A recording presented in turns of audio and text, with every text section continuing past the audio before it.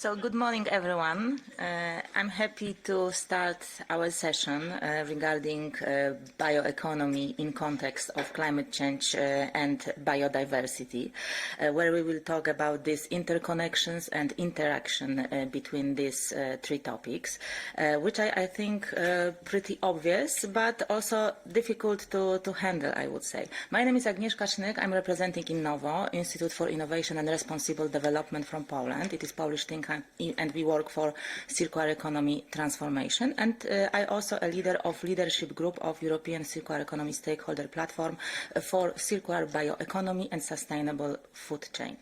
I have with me quite notable and remarkable experts in the field representing different perspectives, which I hope give you complex, comprehensive overview of the topic. So let me welcome and introduce first of all our speakers here. So we have with us Barbara Oberts from the International Union for Conservation of Nature. Hello, Barbara.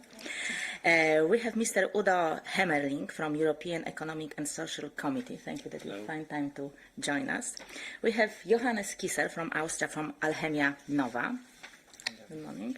We have Tajana Radic from Copa Cogeca. Hello, Tajana. And we have Maria Silva Romanin from Generation Climate Europe. And Maria will be our reporter for today's session. But it's not all. We have also some speakers online. So warmly welcome Maria Caldero Pascal from Beta Technological Center. She's also representing Interreg Men Green Growth Community. Hello, Maria. We have Ann-Christine Ryszkov from Technical Research Center from Finland. And we have Madalina Barniska from IRCEM. It is Institute for Research in Circular Economy and Environment from Romania. So as you see, we have quite vast and big group of great experts. And as I said, bioeconomy, it's very important topic, and I see it as really crucial for circular economy transformation, and it also facing big challenges this day. I think it is regarding the security of supplies. This is challenges on the resource sufficiency, and also it have a great influence on biodiversity and climate change.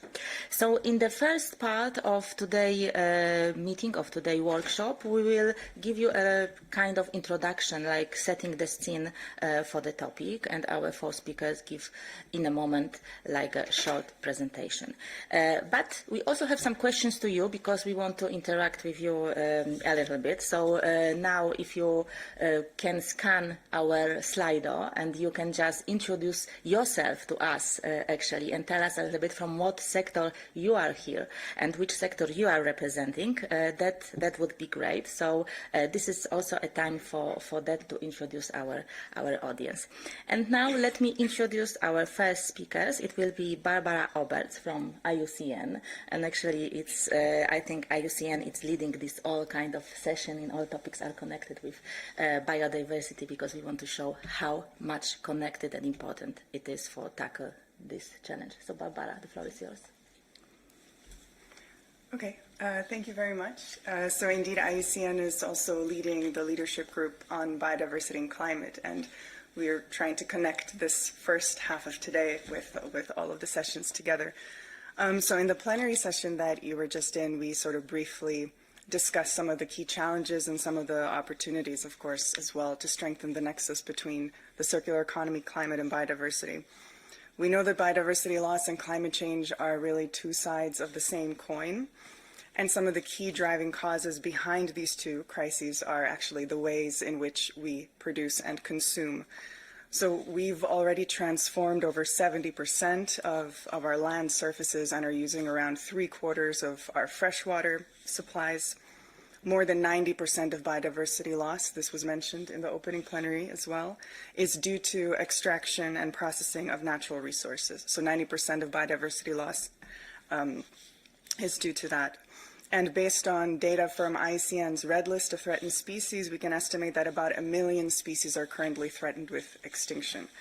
So these are all together comprising the very systems which regulate our climate and support life on Earth, and they're suffering major impacts from human activities. And we are already transgressing many of our planetary boundaries, pushing nature to the limits of its tipping points. So we will need to transform our production and consumption systems. It's precisely what the circular economy aims to do, so that's good news.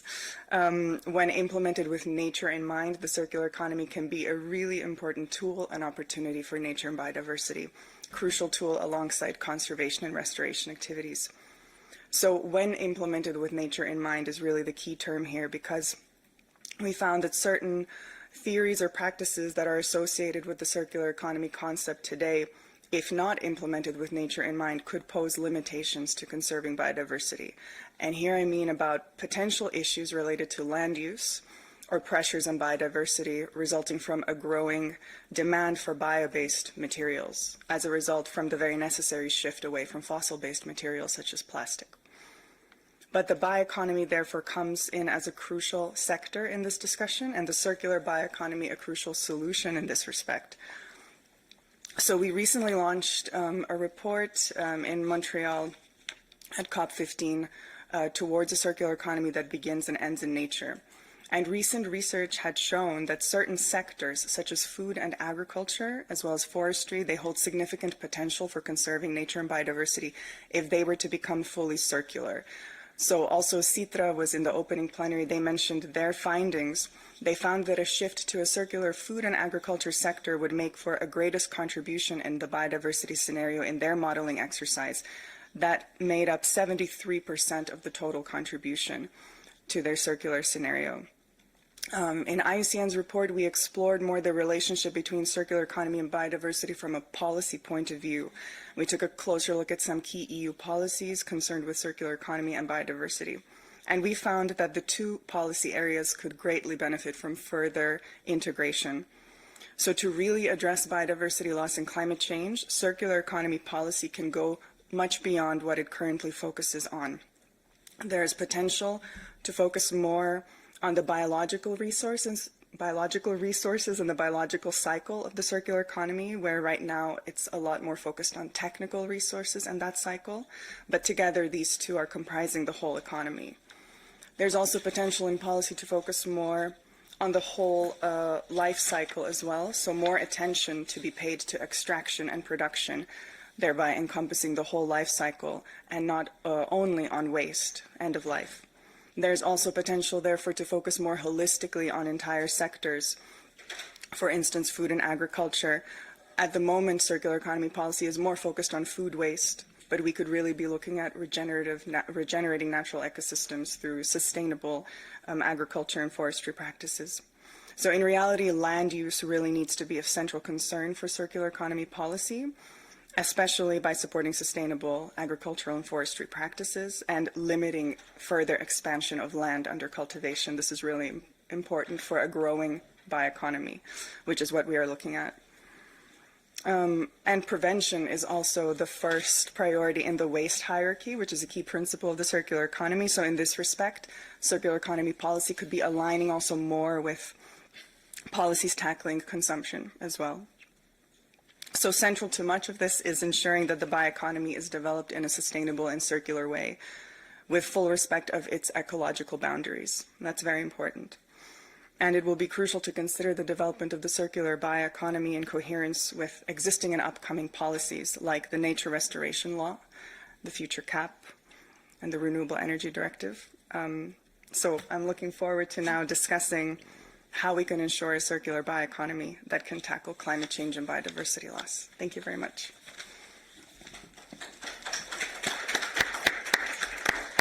Thank you very much, Barbara, for your important message. So, Johannes, what is your perspective? Thank you. A lot has been said. I think it's rather high level, and there are some key issues missing in the whole perspective. There are many relations, of course, between bioeconomy and biodiversity, but it has not yet been said. I think the elephant in the room has not yet been mentioned, and that's in the end, in the shift of going to renewable resources, we of course believe that these linear systems are fed by externalization. So whenever we drive these systems, also the wealth goes from many people to just a few. This injustice that's happening is the key driver of actually linear economies. So in a circular economy, it's not only the grassroots that we work with, it might even be on the policies level, but it's also on the real root of evil, as we call them. So in an ecosystems thinking approach, we can somehow go from bottom up, but of course these top 1% who actually do the biggest harm, like own more than the bottom 99, as we know, are not yet considered. And as long as we don't do that, that will be a major failure in our system. That being said, which makes me sad actually whenever I just think about it, but we have of course developed a plethora of pathways to go a right way, to go in this right direction. Circular economy is a major driver and can enable many pathways. So in this speech around the waste for restoring ecosystems, we could enable the power of the biosphere, the power of the plants, to basically not only treat air and water, but also to enable the CO2 capturing in biomatter, and then enable it for using it in manifold ways. So what we have done in some Greek islands, in the Hydrusa project, which is, I think, a game-changing project in my opinion, we have used wastewater and other non-conventional water sources, but let's focus now on the wastewater part. We've run these through systems, and you can see it now in this. It is a nice graphic, which I like a lot. It's the wastewater from a village goes into a biogas plant. The raw wastewater, the sludge, is being separated. It's like settling.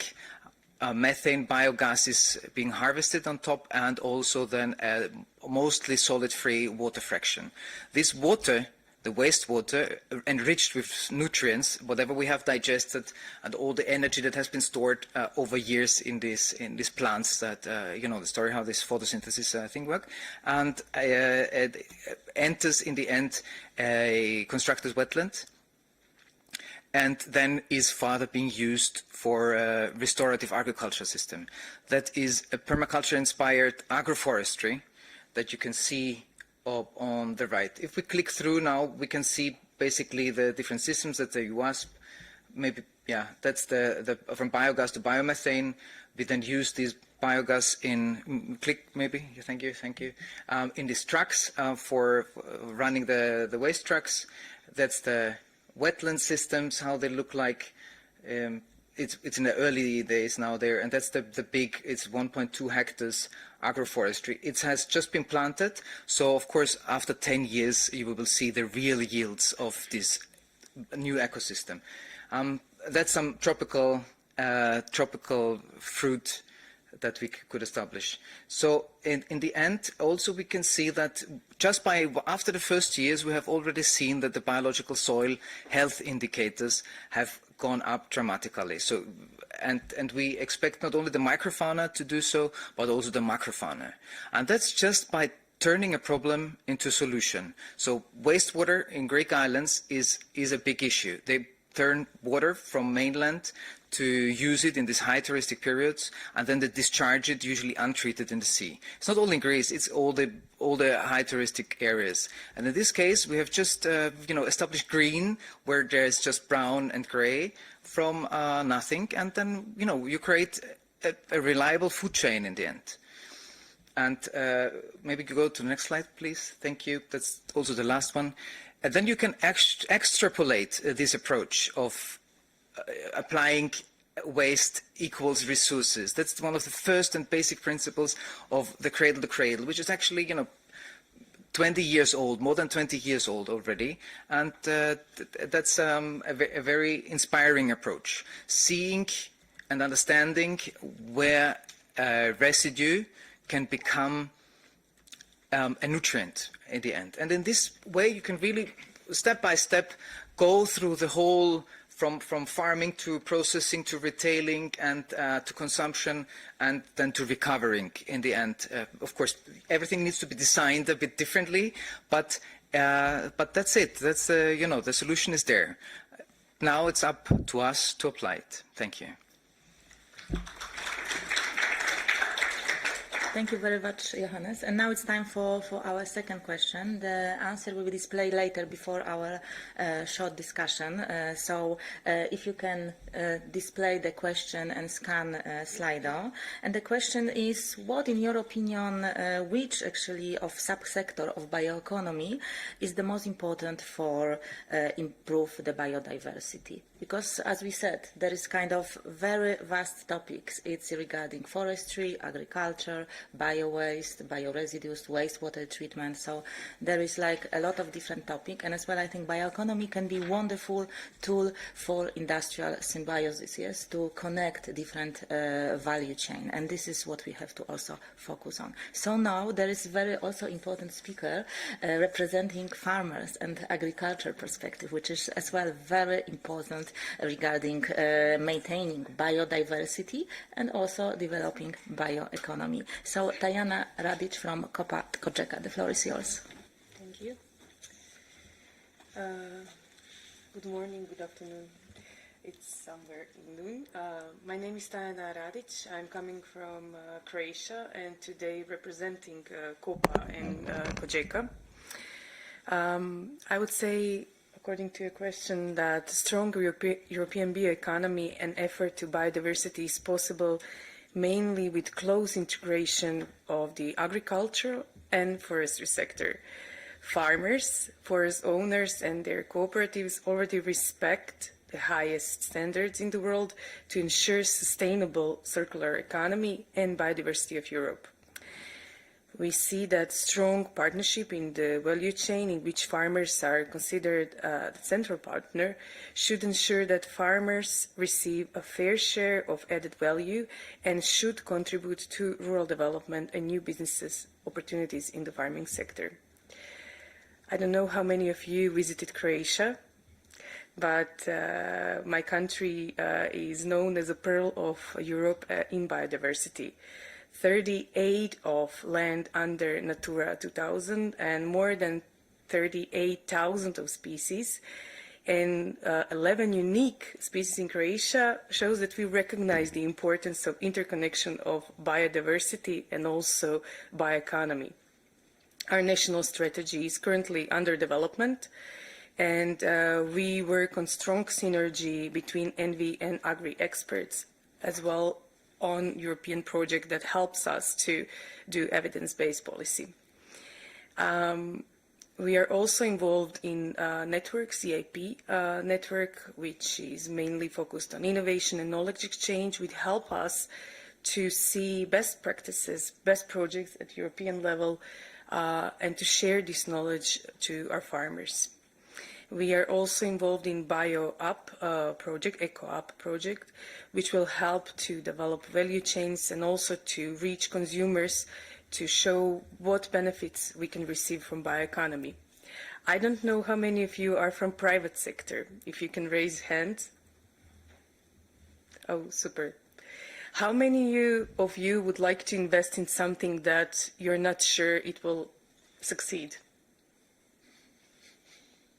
How many of you will invest if you see some good practice or good example? But how many of you will invest with your budgets or with your own money? Okay, only two. Good, we are on the way. So farmers, when they invest in bioeconomy, they are businessmen. We all need budgets to live. And they need budgets to live. So when they invest, they really need to calculate how much they will receive from that. And for that reason, it's so important to have strong exchange of good practices, knowledge exchange, also very good research that will help them to improve their businesses. Bioeconomy and biodiversity, I think, to connect these two and to make balance is one of the highest challenges currently for all of us. And without strong frameworks and also evidence-based policy, research, knowledge exchange, it will not succeed the results that we would like to see. So my conclusion in this will be that it is good that we have very good projects at European level, that it should continue, and also higher investments should be boosted in agri-sector to improve this.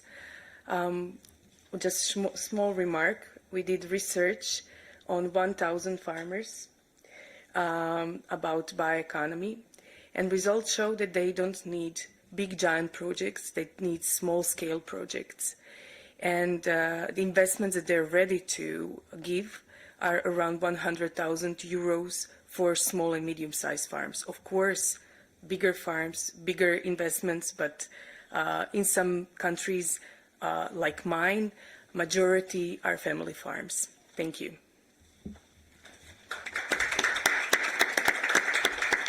Thank you very much. So we have with us Mr. Udo Hemmerling from ESC. So what is your perspective? How big in political agenda is bioeconomy?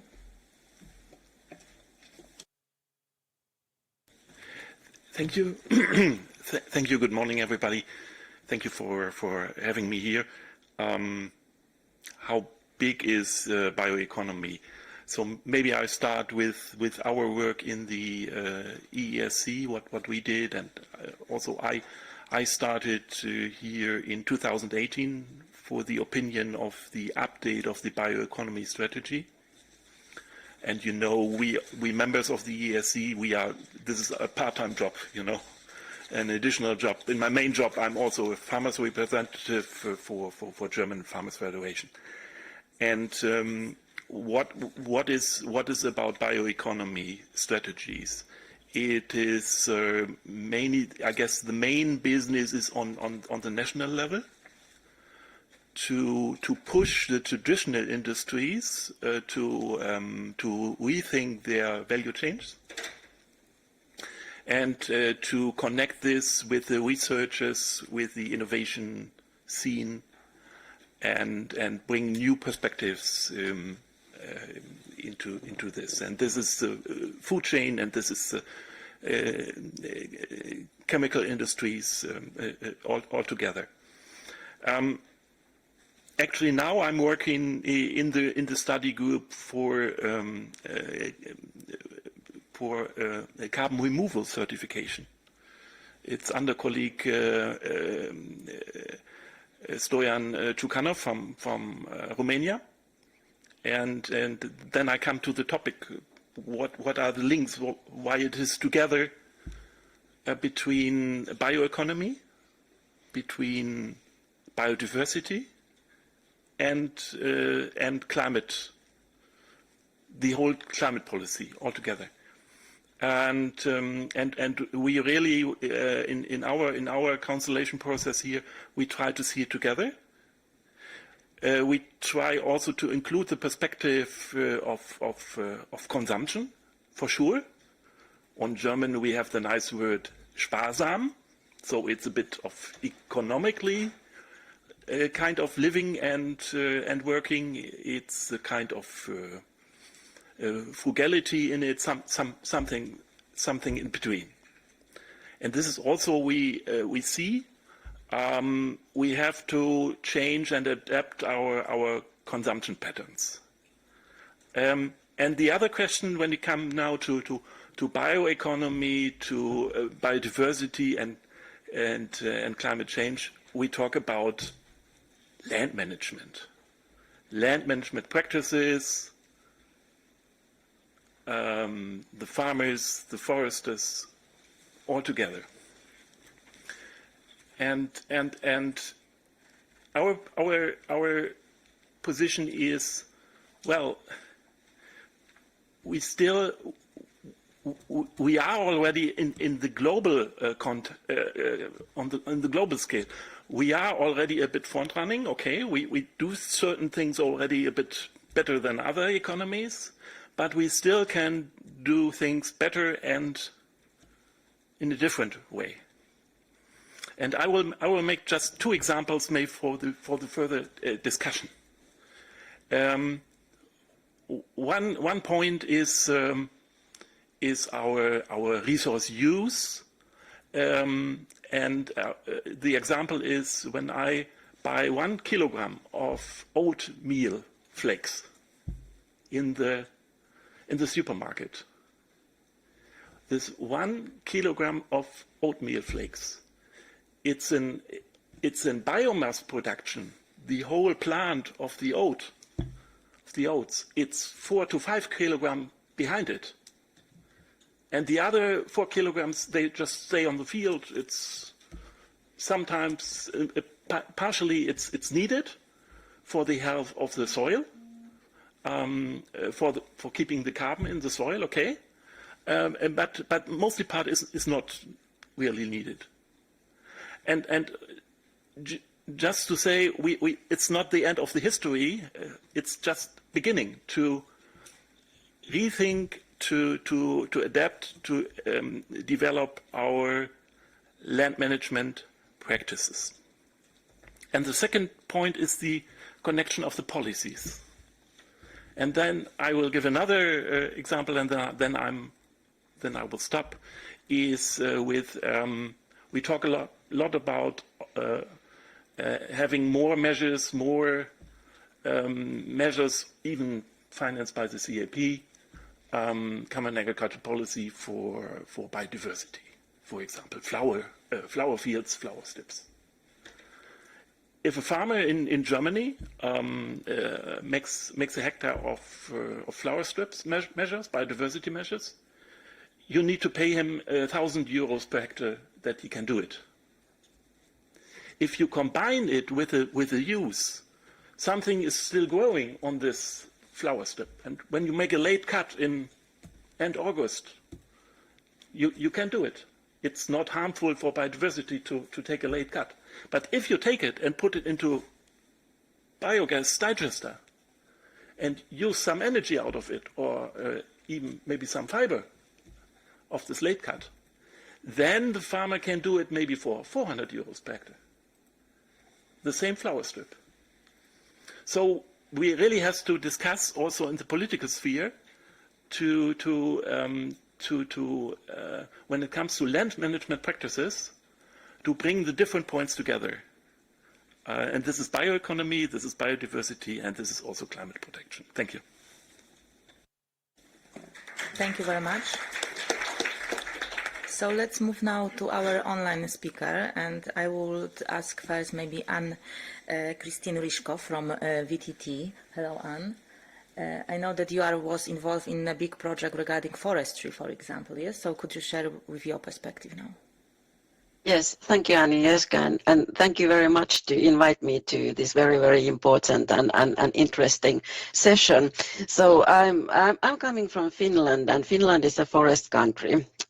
Around 70% of our land area is covered by forest, and sometimes people ask us that how many forests do you have in Finland? So the very simplified answer to that is that we have one. It starts from the very, very southern point of Finland, and it ends to the very, very northern point of Finland and covers everything in between.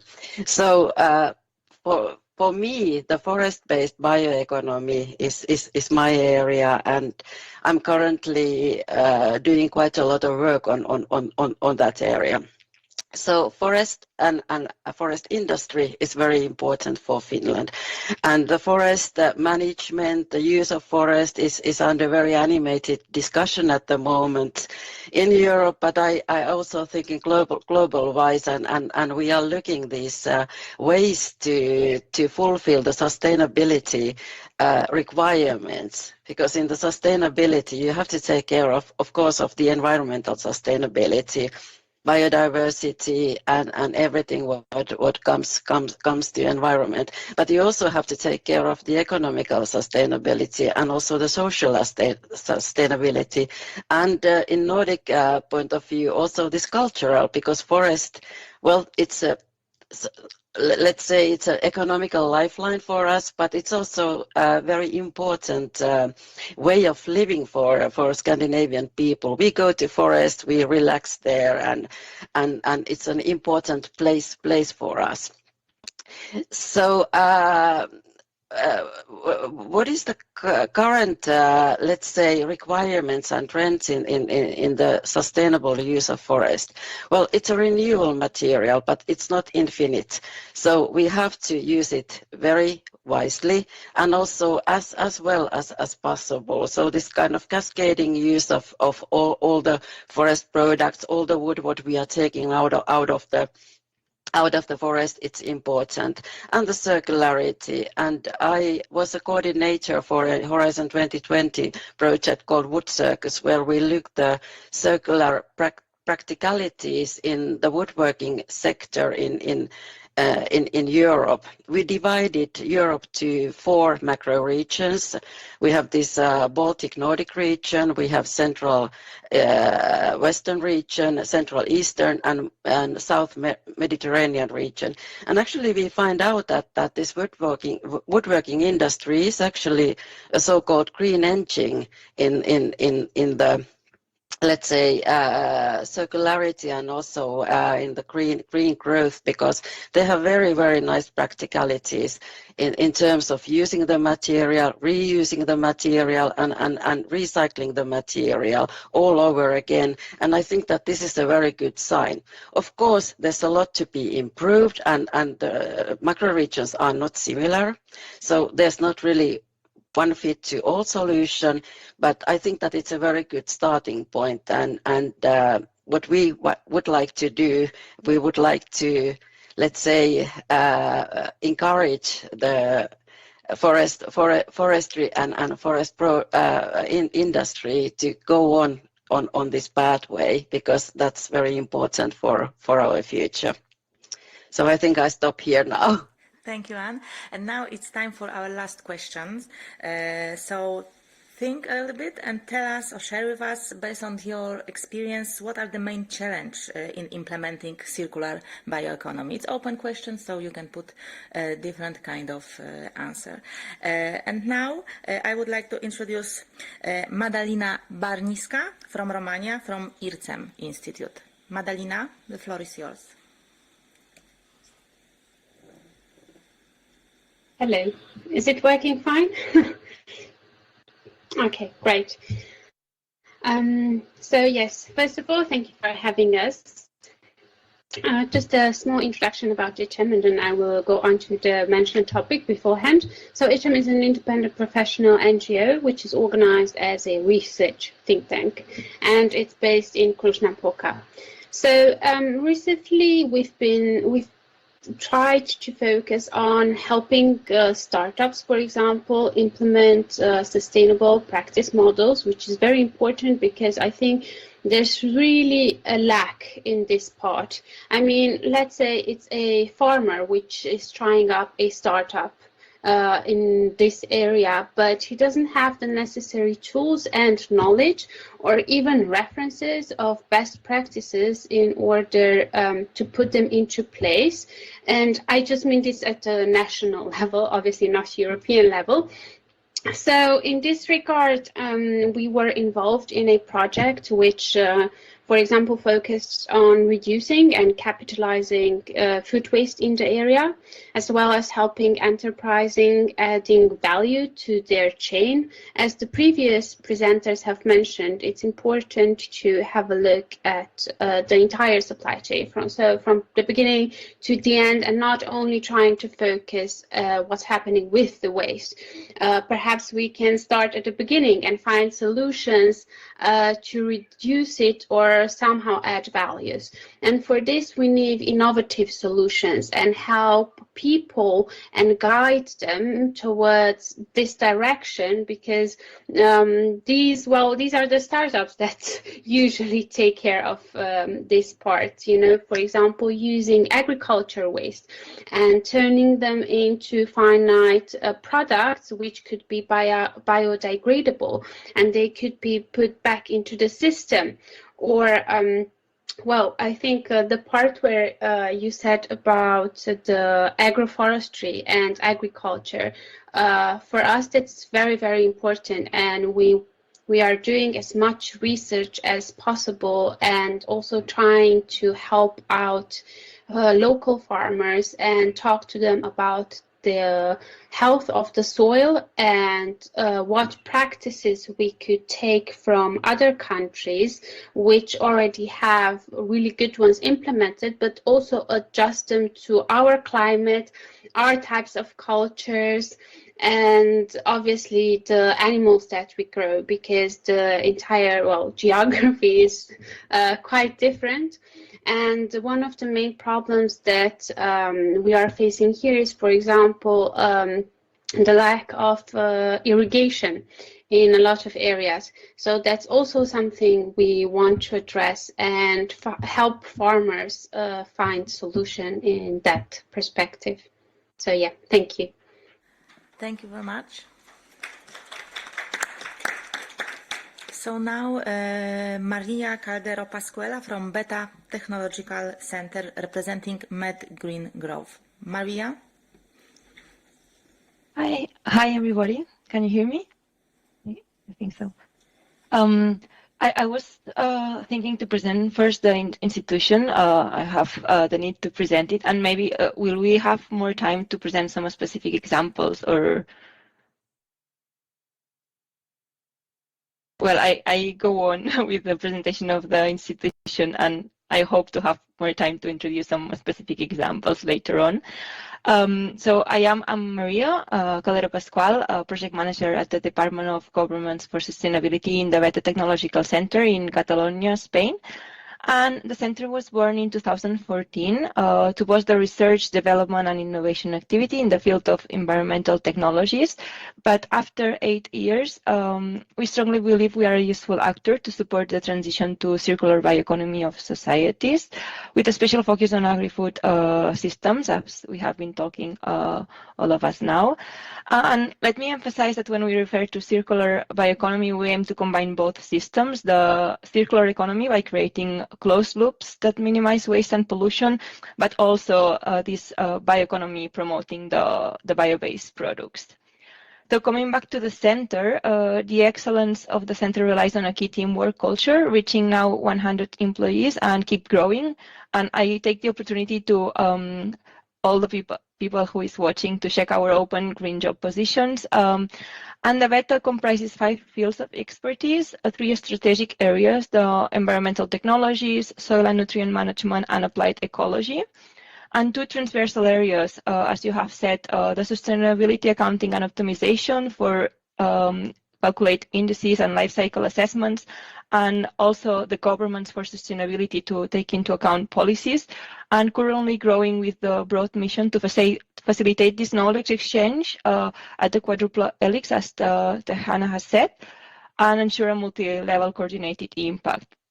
And it is clear that agri-food production contributes to climate change and biodiversity loss, but in turn, it also suffers directly from its consequences. So there is only one way, the circular bioeconomy, with plenty of new opportunities. And as I just said, I stop here, but I was planning to give you some more specific examples of what we do there. I think that you can give like one more example now. Okay. So, for example, one of the examples that we have implementing circular bioeconomy is the Horizon 2020 Fertile Manure 3 years project. I don't know if you heard about, but there are 5 on-farm experimental pilots for nutrient recovery and 3 different strategies of nutrient management to increase the acceptance of new biofertilizers, particularly in EU, but also Chile and Argentina. And especially the pilot plant managed by Beta uses poultry manure and pig slurry, like very big problem in the rural area where we are, to recover nutrients. Biostimulants, also water and energy, through a combination of different technologies. We use biodrying, thermal treatment, membrane filtration, freeze concentration, macroalgae reactor, and enzymatic hydrolysis. And all these will be combined with analysis to quantify the environmental, social, and economic benefits to prove that these new innovative solutions are worth it in all these three sustainability aspects. Thank you. Thank you very much, Maria. So can we display the results now of our opinion poll? And now we shift to our short discussion. And if you also have some question, I think there will be some minutes that you can ask our experts. So what we have here, what are main challenges? So we see the private investment, the regulatory system, public awareness, network governance, stakeholders management, transition brokers, chemical pollution, market response, application of solution, waste to resource, policy laws, policy coherence. Interesting. So could you comment on that? What is, in your opinion, the biggest challenge to implement circular bioeconomy? I don't know, who would like to start? Udo? Yeah? Or Johannes, please? I can, of course. Yeah. I have an opinion on that, obviously. Yeah, I have seen, we guide several regions in Austria to really go for a systemic transformation. And we have seen that without these regional governance in place, that we call these transition brokers, there is no movement and no stakeholders engagement. Nobody knows of the others.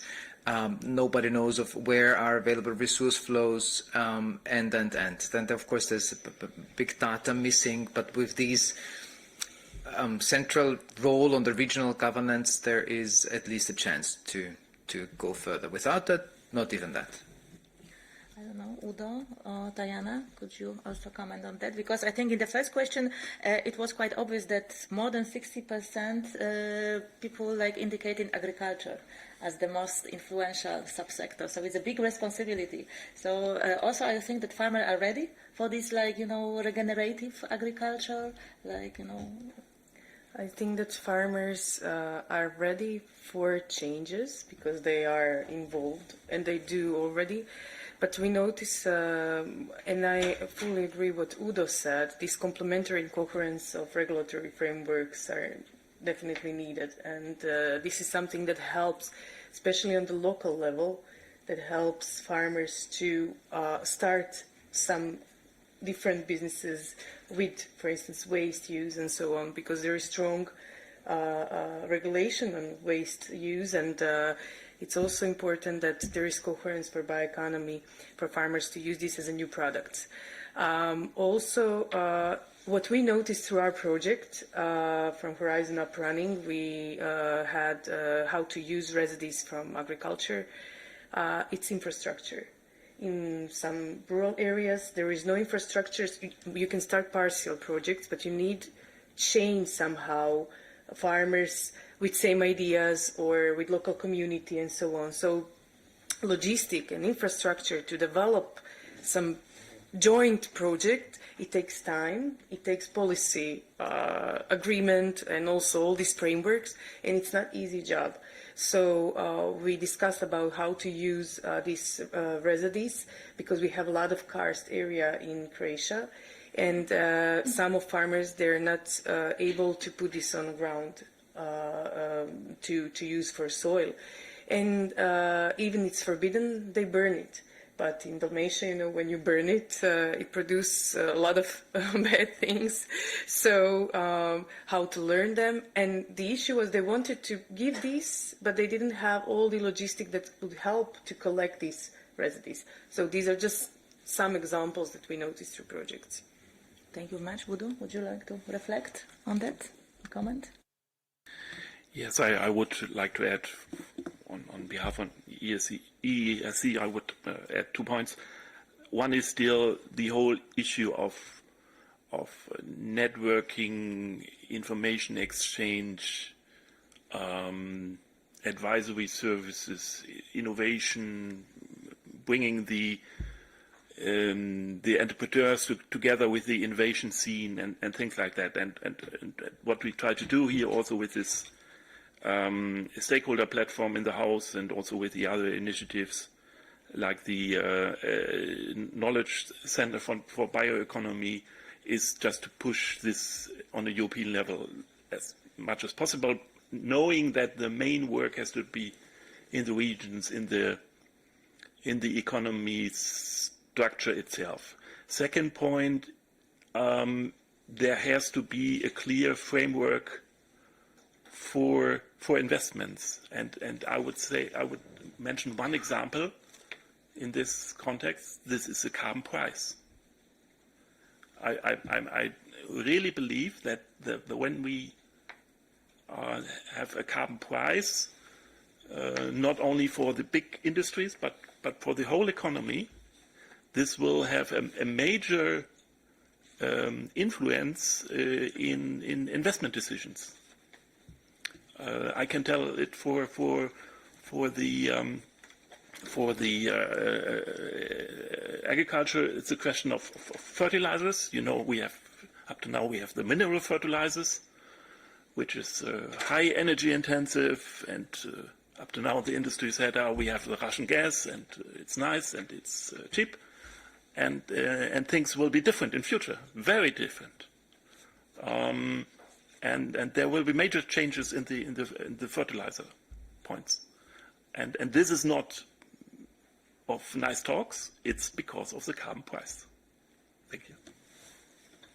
Thank you very much. We can see now the answer for second question. So as I said, the majority indicating agriculture, and there is also battle between food, beverage, and chemicals. Yes, pharmaceutical, bio-based chemicals. Forestry, it's far, far away. I would say bioenergy, biofuels. No one even indicate. So Barbara, I don't know. Do you want to comment something? What is the biggest challenge, barriers for the bioeconomy development? I want to go back to the point about, we've talked about some win-win solutions that are possible, and I do think that there's a lot of potential for win-win solutions in the bioeconomy. So if you're looking at the whole system, you can be applying nature-based solutions in agriculture and forestry, then you're optimizing resources along the value chain, and of course also making waste a solution and an opportunity. And I want to come back to the point about policy coherence, that basically an important enabling condition for us to get to these win-win solutions and mainstream these kinds of practices is policy coherence. So I think the European Green Deal has really done a great job of putting policies under one umbrella. This is fundamental, and we can continue with this and go further to help ensure that policies in these areas strengthen one another and that we don't have unintended consequences and trade-offs by not having these policies in sync. To always remember that the bioeconomy is finite, so we need to always keep in mind that, or we need to keep these ecological boundaries in mind when we develop solutions. Thanks. Thank you very much. As I've seen, you're representing very diverse sector. I see also textile and clothing and fashion, and I think there is great connection between these two as bioeconomy and textile. It could be, I think, a good future when we incorporate bio-waste into the textile sector. So maybe now, please comment our online speakers. I don't know, Anne-Christine, would you like to comment on these challenges, barriers, how we can scale up really this bioeconomy solution, circular bioeconomy solution? Yeah, thank you. I think that these barriers and challenges, they are manifold and depends a lot. Are we talking about big industry or SMEs?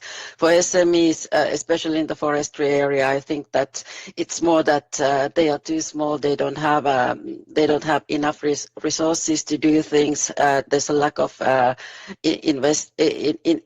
investment possibilities. For the big industry, they could actually do it, but sometimes the volumes of the new products, they are too small, so they don't want to go there. So I think that one of the solutions which should be also encouraged by the policies and also by the I don't know different type of carrots is to establish this kind of industrial ecosystems where the big ones and small ones works together. In Finland, the forest ownership is also one thing which is a bit, let's say, fragmented in the sense because more than 60% is owned by the private persons, and they are not necessarily farmers, because nowadays they are people who are living in the cities, and they don't actually. Forest is not the same thing for them what it was for those people who lived in the countryside in the former times. So it's also maybe that what is the access to the forest resources and all these kind of things. But I think that there's a different challenges to different groups depending that whom you are representative, and the solutions are also because of that have to be different. So that was my short. Thank you very much for comment. the intervention. So now, Madalina, in Romania, what is challenge in your country, or what you work on regarding the challenges, barriers? Okay. Yes. So the main challenges that we face are, first of all, a lack of communication, I would say, in that regard, especially, for example, between farmers. A lot of you have mentioned that you have cooperatives. We do have some of them, but there's still work to be done in that sense in order to increase the numbers so that people actually get to work together. That would be one of the things. And then helping people getting into innovation and kind of paving the way and giving them models to work with and ways of how they could implement circular economy within their current business model. Because although it might sound easy, and of course there's a lot of information in books and online, when it comes to being very specific to their businesses, they might find difficulties in looking at general aspects and adding them onto their model. So we, as I've said before, we work with smaller SMEs and smaller farmers and kind of help them navigate through these concepts, what they mean and how they can be effectively implemented within their specific industry. Thank you. Thank you very much. And Maria Caldero, the floor is yours. What is your reflection and comments? Yes, so I wrote the word commitment, and I went to the reflection that, as Barbara said, there is this coherence policy and it's being updated. But also Udo said that we need more local or on the ground actions. And I think what also our institution is trying to do is through different projects as tools, to be this actor that facilitates these interactions and exchanging of experience, because policy is there and it's being well aligned with what we are discussing and to become or ensure sustainability, but at the same time to ensure this we need metrics and monitor if that's true. Or that it's happening, to find thresholds and also improve what we are suggesting, and do this exercise of translating very political wording and very technical solutions into local ground actions, real actions. So just wanted to reflect on the commitment of all the actors involved to make sure that it's happening that we are moving at the same direction. Thank you. Thank you very much, Maria. And Johannes, I know that you would like to add something, yes? Yeah, I think that's also quite nice, a bit of background information that we work and love to cite a lot. It's the peasant web, as it's called, the peasant food web. The smallholder farmers, they actually provide 70% of the food at the world, but using only 25% of the resources. Whereas these big food corporates, I don't want to name them, but you know whom I'm referring to, they actually use up actually only 24% of their food really reaches the customers. And that's not only because it's inefficient conversion and losses along the pathways. It's also that is it's a lot of waste generated. And in addition, for every dollar spent or euro spent on the industrial food, $2 more are needed to clean up the mess. So that's a fact, right? We do science, and we do science-based policies in the end. And that's why I think we need to substantially rethink of how we interact and how we deal with agriculture and the bioeconomy in its whole understanding. Thank you. Thank you, Hannes. And also what hit me once when I read the FAO report, and they show that 75% of food is produced from only 12 species of plant and 5 species of animals. So could you imagine how huge impact it has on the biodiversity? Yes, it's a kind of quite a very direct link, and it was quite scary, I would say. So we have with us of sum up or tell us. I'm sorry. So could you sum up and tell us your reflection? What is your perspective on the young generation on the biodiversity and bioeconomy in that regard? So first of all, thank you for having me today, and I would like also to thank all the speakers for sharing their expertise, projects, and views on this huge topic, which is bioeconomy related to biodiversity and climate change. So what is the take-home message and what is a youth perspective on the issue? So this discussion has highlighted the role of bioeconomy with its limitation, challenges and opportunities in providing the pathway to a sustainable future, also related so to climate change mitigation and biodiversity preservation. We have understood that the transition should happen at different level. The circular bioeconomy calls for a transformation of our economic systems, of our society, including changes in policies, in technologies, organizations, social behaviors, and markets. I will stress out and comment only 3 of these levels that were, in my opinion, really sum up and discussed during this session. So the policy level.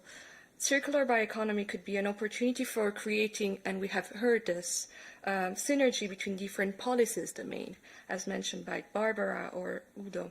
Policy coherence between policy domains is recommended and should be promoted at the EU level. This also in the framework adopting an holistic view, taking into account the different sectors, different parameters, different stakeholders to foster the circular bioeconomy transition in European level.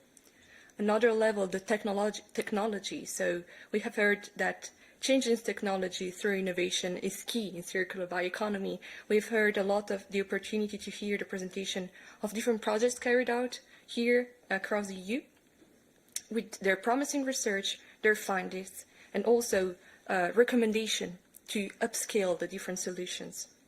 And last but not least, the level that, in my opinion, is really crucial to foster this transition, changes in social behaviors. Individual behavior, of course, was also system change. The importance we have heard of consumers, of society, in order to shift our consumption patterns, as mentioned during the session. I believe that changes in social behaviors are inevitably linked to education of citizens, and I believe that this includes intergenerational dialogue, allowing to take into consideration different perspectives from different stakeholders, different views, and this is even more important with issues related to environment and climate, in order to take needs and expectations for the future of different generations, especially when it comes to policy discussion, which should be as inclusive and participatory process as possible. So to finally sum up and conclude this small overview about what has been said during this session. So the transition towards circular bioeconomy in Europe will require different changes in our society. We are all aware of this. But I think the major change, and I align my thought with the one of the article published in Nature in 2021 by Professor Mascatitali, I think that the major change for achieving this transition is to rethink our definition of prosperity and embrace new measures of social progress. That is really what sum up, in my opinion, and what as you sum up the principle of circular bioeconomy. So changing the definition of prosperity and embrace new measures of social progress, respecting our environment and our planet. Thank you. Thank you very much. I don't know, shall we finish or we have time for one question from the audience? One, if any of you present with us would like to comment something, please. And could you introduce as well yourself, organization, name? Hello, I'm Saskia Manshoven. I work for the Flemish Institute for Technological Research. And I've also been doing some work on bioeconomy. And I was wondering what the expert's opinion is about the potential for bioeconomy to be a solution for resource use. Because we know in almost all sectors, bio-based materials are often put forward as a way to move away from fossil fuels, from fossil resources. And that would mean even a bigger demand for bio-based resources, even above what we currently have for food production. And I was just wondering what your take is on that, and to what extent do you think that bioeconomy can be a solution for our use of fossil resources without compromising the planetary boundaries?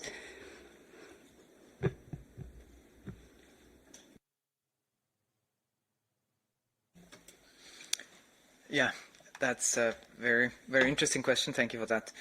It's obvious that it's not possible. We have done calculations on if we consume the way we do, there is no doubt that it's just there's not enough space. There's not enough land available. If you just think about only bioplastics, let's say, take this as an example. If you want to switch everything from petrol-based plastics to bioplastics, even that is not sufficient with the current consumption rates, right? So whatever is happening in this world, it's never enough to just say we do a switch and do everything bio-based. That's a fact. So there will be much more than that. Of course, the techies rely on techs, and then they talk about carbon capture and utilization, which is indeed an intriguing pathway. And other than that, it needs a lot on residue conversions. It needs connected biorefineries. It needs the system approach of third and fourth generation of biorefineries, tapping into algae, tapping into CO2, but especially enabling residue conversion and collaborating. Yeah. So and of course reduction at its in the first place always. So thank you very much. It's very interesting questions. As you said, yes, no solution fits for all, actually. There is no one solution which we can change. So now I think we have to change. So thank you very much to participate in our session. And I invite you to follow up. Also, our leadership group on LinkedIn, so you can also join us and be active part of that. Thank you very much.